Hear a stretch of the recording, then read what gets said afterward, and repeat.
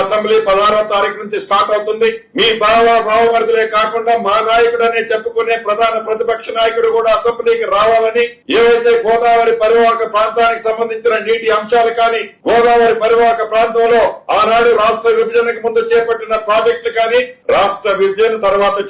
మీరు చేపట్టిన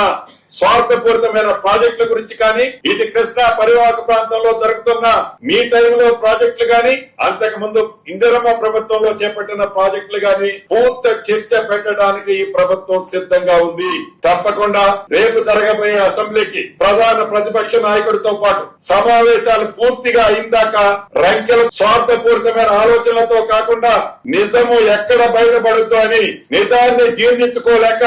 ఒంటి నిండా విషము నింపుకొని మీరు ప్రవర్తించొద్దని కూడా ఈ వేదిక ద్వారా ప్రధాన ప్రతిపక్షంగా ఊహించుకుంటున్న నాయకులకి మరొకసారి తెలుపుతూ